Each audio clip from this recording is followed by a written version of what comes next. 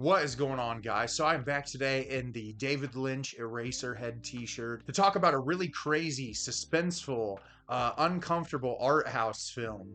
No, I'm just kidding. If you saw the title, I'm going to talk about a romantic comedy, which some of you out there might not believe this, but I love independent art house movies, and I also love romantic comedies. I think one of the most important parts of film criticism, and something that I see lacking in a lot of film criticism on the internet nowadays, is understanding intent. Intent is very important. For instance, two of my favorite films of all time, one would be Synecdoche, New York from Charlie Kaufman, and one would be Evil Dead 2 from Sam Raimi. Two very different movies with very different intent. Some people might watch Evil Dead 2 and say, oh, that's corny or cheesy or over the top. To me, it is a perfect film. It accomplishes exactly what it sets out to do in its respective genre and subverts expectations in that genre and does something incredibly different.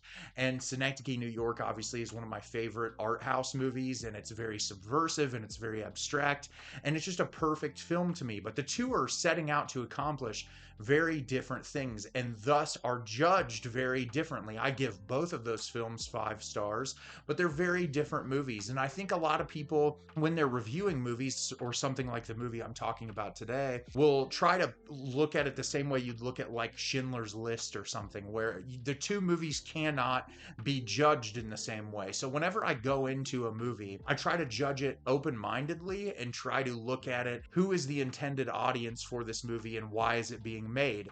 And when you go into a movie thinking about those things, it helps you judge it and perceive it more authentically rather than just be like, oh, well, this is bottom of the barrel garbage because it's nothing like The Shawshank Redemption, which it's not being made for the same reason. This film is not being made to be an independent art house movie. It's being made to be a romantic comedy. And so I went in excited and hopeful. Last year, there were some romantic comedies I loved. I was a huge fan of No Hard Feelings with Jennifer Lawrence. I loved Rye Lane, which was a romantic comedy that was really wonderful. And so the movie I'm going to be talking about today is one of the hottest films being talked about this year, and that is the movie Anyone But You. Anyone But You is directed by Will Gluck. After an amazing first date, Bea and Ben's fiery attraction turns ice cold until they find themselves unexpectedly reunited at a destination wedding in Australia. So they do what any two mature adults would do, pretend to be a couple. So as I said, this is one of the most talked about movies right now. I got a re-release at AMC for Valentine's Day. I believe, looking at numbers, this is like one of the highest grossing romantic comedies in years, which is wild to think about because like when I was growing up, romantic comedies were being thrown out left and right. This director in particular directed a romantic comedy called Friends with Benefits that was released the same year as a movie called No Strings Attached, which literally had the exact same plot lines. So there was a period in our culture where romantic comedies were being thrown out left and right. And so knowing that this movie was that popular, I wanted to jump in and watch it. And it was fine. It's nothing spectacular. It's really not doing anything that you haven't seen before. But what I think is making people enjoy this movie so much is the chemistry between the two leads.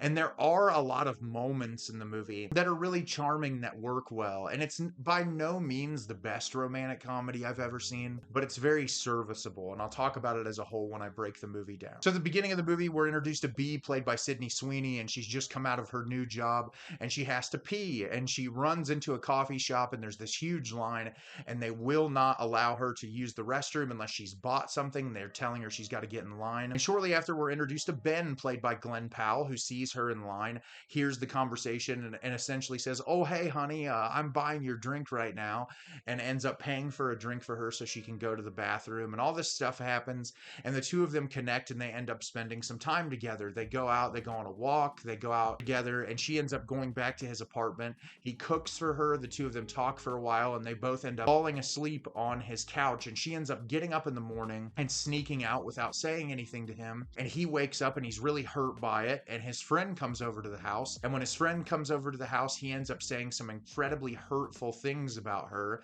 and she shows back up at the apartment, hears those things, and runs off. So they end up not talking anymore, and 6 months later, they end up both getting invited to the same wedding in Australia, where Sydney Sweeney's sister is being married, and Ben is a friend of one of the people who is being married. The two of them fly to Australia, and they get there, and they're both having arguments nonstop because there's a lot of tension between the two of them, and the entire family can see that, and so they try to set the two of them up. Well, amidst all that, Sydney Sweeney's character's parents end up calling her ex-fiance because they love him so much they want her to end up with him. And Ben's ex-girlfriend is also there. And the two of them decide, so that they can get out of their respective circumstances, to fake being in a relationship together. And so the entire film is the two lead characters faking this relationship together in order to appease the family and to make sure that the wedding goes smoothly. So as I said, this movie was fine. I enjoyed a lot of elements of it, and there were a lot of elements that fell short. For starters,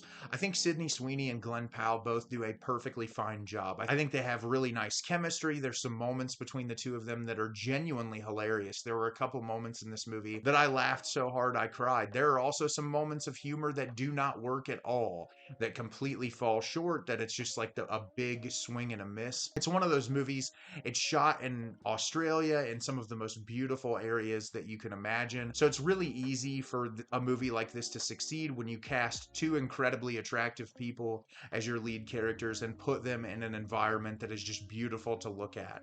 And I think that is also going for a lot of the film's success, is that you get all those pieces and you put it together, and that's like a perfect go watch this movie for Valentine's Day type of thing.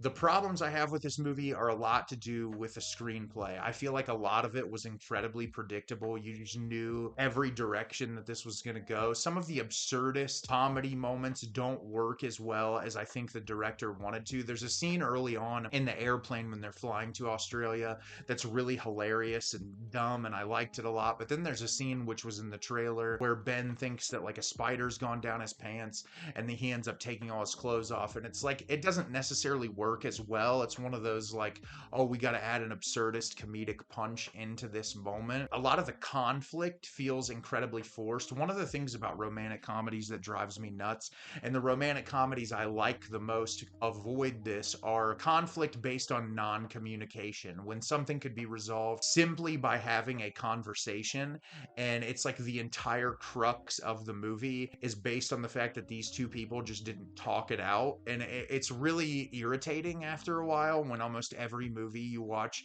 that's in the romantic comedy genre can be boiled down to the fact that it's two people that just didn't have a conversation about one issue, because clearly early on in the movie they have this great chemistry together, they're really building with one another, and you can just see that something special could blossom out of that situation, where Sydney Sweeney had been in a long-term relationship with a guy she's known since high school and just didn't feel that spark, and then Ben's character has kind of dated around and hasn't really settled in and found the person who's the best for him, and so that becomes really irritating.